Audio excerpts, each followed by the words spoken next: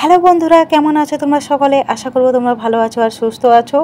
আজকে একটা interesting blog নিয়ে তোমাদের সামনে চলে এলাম। আজকে হলো মঙ্গলবার, মানে 16 তারিখ। আজকে তোমার ইডেনে খেলা রয়েছে, কলকাতা আর রাজস্থান, কেকেআর আর খেলা রয়েছে। তো আমরা আজকে সকলে যাচ্ছি, তোমাদের দাদা ভাই, আমি, মেয়ে আর আমার দাদা, আমার দিদির ছেলে, এই কজন মিলে যাচ্ছি। তো এখন বাজে পৌনে ছটা আর খেলা শুরু হবে 7:30। তো আমাদেরকে এই 1-1.5 ঘন্টার মধ্যে ওখানে পৌঁছাতে হবে। তো উবের থেকে গাড়ি বুকিং করেছিলাম, গাড়ি চলে এসেছে, ওরা এগিয়ে গেছে, আমি একটু পিছিয়ে গেছি, কারণ আমি নর্মাল জুতো পরেছিলাম। তো তোমাদের দাদাভাই বললো এই জুতো পরলে হবে না, তোমাকে বুট পরতে হবে, তাই আমার একটু দেরি হয়ে গেল। তো চলে এলাম, এই যে তোমাদের দাদাভাই আমার জন্য অপেক্ষা করছিল, আমি চলে এলাম। এবারে চলো গাড়িতে ওঠা যাক। প্রচণ্ড গরম, মানে ঘেমে পুরো আমি স্নান হয়ে গেছি। এত গরম না, কি আর বলবো, কিছু বলার নেই। তো চলো বন্ধুরা, তোমরা ব্লগটা দেখতে থাকো, আশা করবো তোমাদের খুব ভালো লাগবে।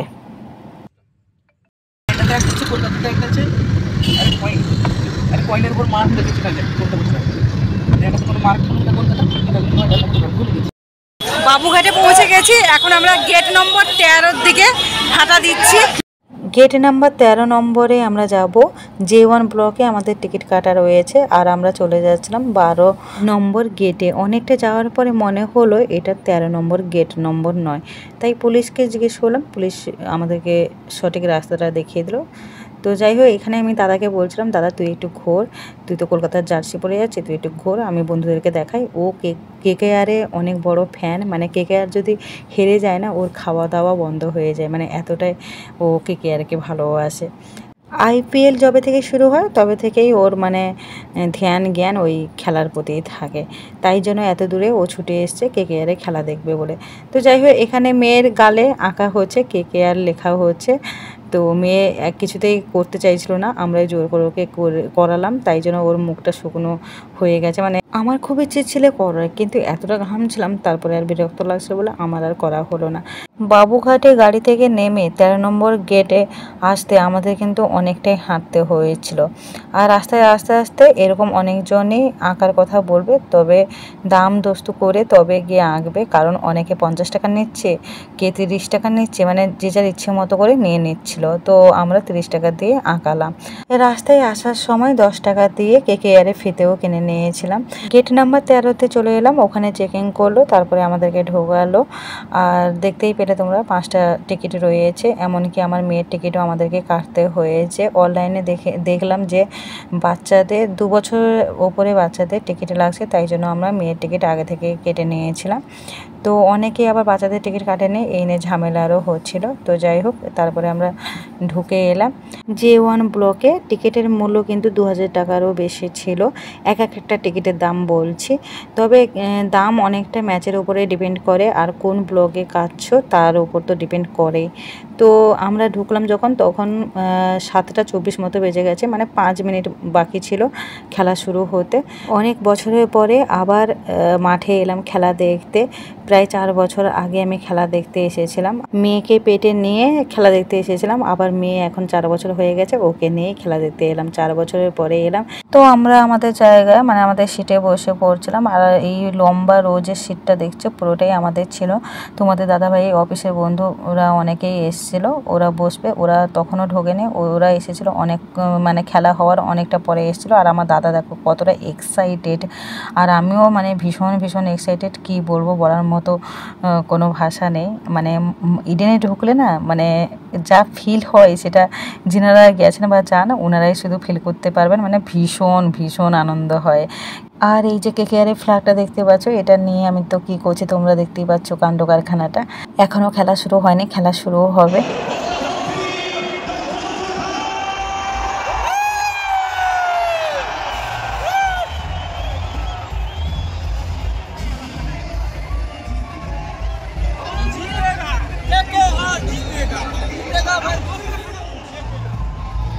আমরা ওখানে বসার 5 মিনিট পরেই খেলা শুরু হয়ে গিয়েছিল। কেকেআর প্রথম ব্যাট ধরেছে, সবাই তো কী বলাবলি করছে, KKR জিতেগা, KKR জিতেগা। উফ, যা লাগছিল শুনতে আর কি বলবো। খেলা শুরু হওয়ার কিছুক্ষণ পরেই আমাদের কিং খান চলে এসেছিলেন, শাহরুখ খান। আর যেই কিং খান এসেছেন সবাই জানতে পেলেন, সবার চোখ তখন আর খেলার দিকে ছিল না। কিং খান কোথায় দাঁড়িয়ে আছে এটা দেখার জন্য সবাই যেন অস্থির হয়ে পড়েছিল। মানে কোন জায়গায় দাঁড়িয়ে আছে শাহরুখ খানকে দেখার জন্য সবাই মোটামুটি কি বলবো পাগল হয়ে গেছিল। আমি ওনাদের মতো একজন পাগল ছিলাম শাহরুখ খানকে দেখার জন্য। আমিও দেখছি যে শাহরুখ খান কোথায় দাঁড়িয়ে আছে, এক পলক দেখবো। যদিও শাহরুখ খানকে আমি এর আগে যে 4 বছর আগে যে খেলা দেখতে গেছিলাম তখন দেখেছিলাম, বেশ ভালোভাবে দেখতে পেয়েছিলাম। কিন্তু এইবারে কিং খান অনেকটা দূরে ছিলেন, তাই জন্য আমি আর দেখতে পাচ্ছিলাম না। আর তাছাড়া আমার ফোনটা অতটা ভালো না, অতটা দামি নয়, তাই জুম করেও ক্যাপচার করে নিতে পারছিলাম না ওনার ছবি। তো তোমাদের দাদাভাইয়ের বন্ধু ওর মোবাইলটা অনেকটা দামি, প্রায় 2 লাখ টাকার মোবাইল ছিল। তো ওর মোবাইলে ও জুম করে দেখলো যে শাহরুখ খান কোথায় দাঁড়িয়ে আছে। তো আমাকে দেখালো, সেই ফটোটাও আমি তোমাদের সাথে শেয়ার করেছি। তো আমাদেরকে দেখানোর পরে আমরা বুঝতে পারলাম যে ওখানে দাঁড়িয়ে আছে। আর যখন থেকে দেখেছি যে শাহরুখ খান ওখানেই দাঁড়িয়ে আছে, তো তখন থেকে খেলা থেকে বেশি আমি শাহরুখ খানের দিকে তাকাচ্ছিলাম যে শাহরুখ খান কী করছে। দেখছিলাম হাততালি দিচ্ছে, কোমরে হাত দিয়ে দাঁড়িয়ে আছে। তো যাই হোক, দূর থেকে হলেও যে শাহরুখ খানকে একটুখানি দেখেছি, এক পলক দেখেছি, এটাই আমার কাছে অনেক।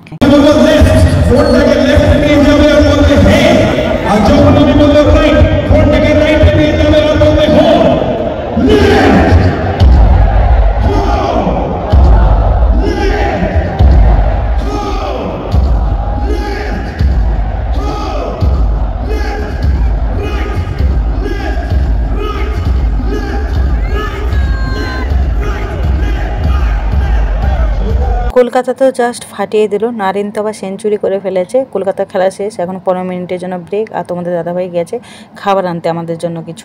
উঠে যাও না, কি আছে তাতে? আচ্ছা আচ্ছা, উঠে যাবে। আমাকে কালে হাতে দিতে দিচ্ছে না, উঠে যাবে।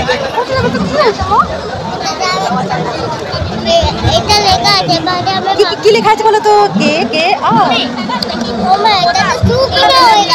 হ্যাঁ হ্যাঁ, শুকনো হয়ে গেছে। KKR, KKR। আজকে কে জিতবে? KKR জিতবে। KKR কত রান করেছে বলো তো? KKR 224 রান করেছে। আজকে কে জিতবে? KKR জিতবে, তাই না? KKR জিতবে, তাই তো? তোমাদের কি মনে হচ্ছে বন্ধুরা?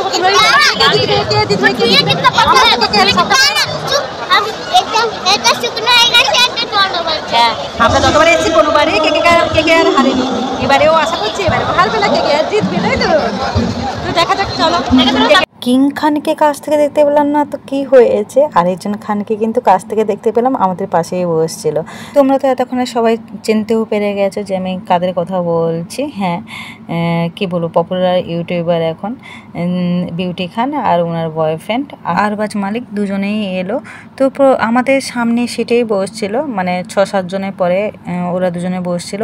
আমি তো প্রথমে বিউটি খানকে দেখে চিনতে পারলাম যে বিউটি খানের মতো লাগছে, তবুও ভাবলাম যে না, ও এখানে আসবে, এই ভেবে অতটা ধ্যান দিলাম না। তারপরে পাশ থেকেই সবাই চেল্লাচ্ছিল বিউটি খান, বিউটি খান, বিউটি খান। তখনই বুঝতে পারলাম তাহলে আমার সন্দেহটা ঠিক বিউটি খানই।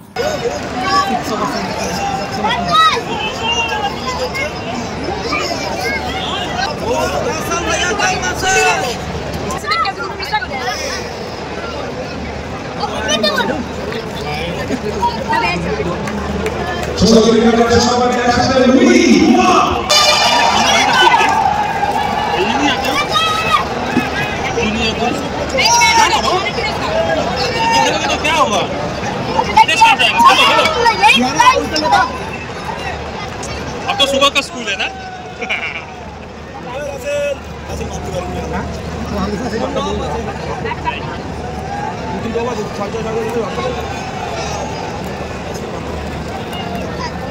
अच्छा जा रहा है। बहुत अच्छा जा रहा है। अच्छा जा रहा है। সেলিব্রিটিরা সামনে বসলে তখন মানে খেলার দিকে নয়, তখন চোখটা ওই সেলিব্রিটির দিকে যায় যে ওরা কী করছে। তো দেখতেই পাচ্ছ বিউটি খান এখন পপকর্ন খাচ্ছে, ও সারাক্ষণই পপকর্ন খেয়েই গেল। মানে খেলায় যতক্ষণ ও ছিল, যখনই আমি তাকাচ্ছিলাম তখনই দেখি পপকর্ন খাচ্ছিল। তো তোমরা হয়তো অনেকেই ভাববে যে তুমি তাহলে খেলা দেখোনি, ওদের দিকে তাকাচ্ছিলে। এটা শুধু আমার ক্ষেত্রে না, সবার ক্ষেত্রেই হবে। সেলিব্রিটির চোখের সামনে থাকলে ওনার দিকে চোখটা বেশি চলে যাবে। তো এটাই স্বাভাবিক। তো যাই হোক, সবাই এসে ওদেরকে হাই হ্যালো করছিল, অনেকে আবার ফটো আরও তুলছিল। তো যাই হোক, চলো, তোমাদের দাদাভাই তো পিৎজা নিয়ে এসেছিলো, 2টো পিৎজা নিয়ে এসেছিলো, আর পপকর্ন নিয়ে এসেছিলো, কোল্ড ড্রিঙ্কস নিয়ে এসেছিলো। কিছুই খাওয়া হয়নি, ভাবলাম এবার আমরাও একটু একটু করে খাই। তো মেয়ে পিৎজা খাওয়ার বায়না করেছিল, ওই জন্য ওর বাবাই এনেছিল। তো 2টো পিৎজা এনেছিল, একটা দিদির ছেলে আর দাদা খেয়েছে, আর একটাতে মেয়ে, আমি, ওর বাবাই 3জন মিলে খেয়েছি একটু একটু করে। আর দেখো, পুরো ঘেমে স্নান হয়ে গেছি। এতটা গরম লাগছিল না, একটু হাওয়া ছিল না গো, প্রচণ্ড গরম লাগছিল। আর মেয়েকে বলছিলাম যে আমাকে একটু খাইয়ে দে, খিদেও পাচ্ছিল। কেকেআরে খেলা হয়ে যাওয়ার পর অনেকে কিন্তু চলে যাচ্ছিলেন, তাই অনেক সিট দেখতে পাচ্ছ ফাঁকা রয়েছে। পিৎজা খাওয়ার পরে আমি একটু কোল্ড ড্রিঙ্কসটাও খেয়ে নিচ্ছি, আর এই গরমের সময় কোল্ড ড্রিঙ্কসটা খুবই দরকার ছিল। কোল্ড ড্রিঙ্কসটা খেয়ে অনেকটা ভালো লাগছিল, মানে এত। আর জানো তো, আমার মেয়ে যেখানেই যায় সেখানেই তার মোটামুটি একটা বন্ধু হবেই হবে, মাস্ট। এখানে এসেও যে একটা বন্ধু পেয়ে যাবে সেটা আমি ভাবতেই পারিনি। দেখো, সামনে সিটে একটা মেয়ে বসেছিল, ওর সাথেই ওর বন্ধু হয়ে গেছে, আর দুজনে মিলেই খেলা করছিল। মেয়েটাকেও কি কিউট কিউট দেখতে।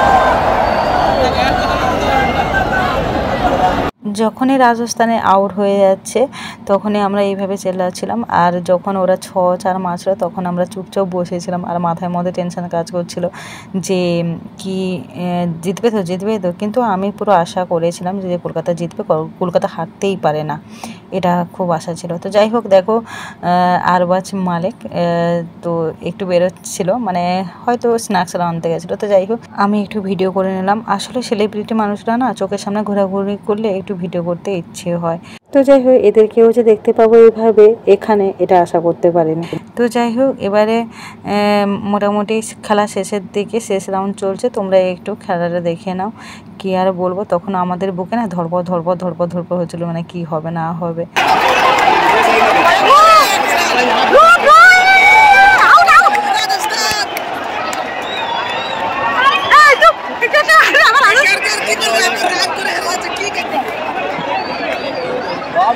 सुपर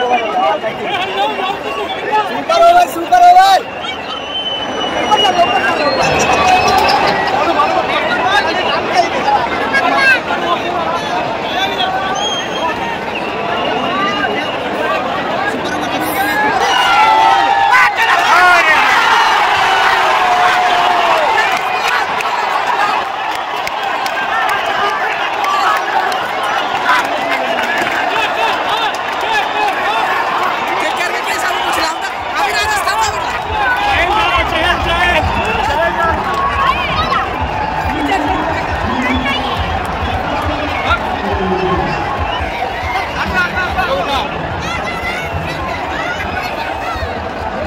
যেটা কখনোই আশা করতে পারিনি সেটাই হয়ে গেল। সত্যি ভাবিনি যে কেকেআরের সাথে আজকে এরকম হয়ে যাবে, তাও 1 রানের জন্য।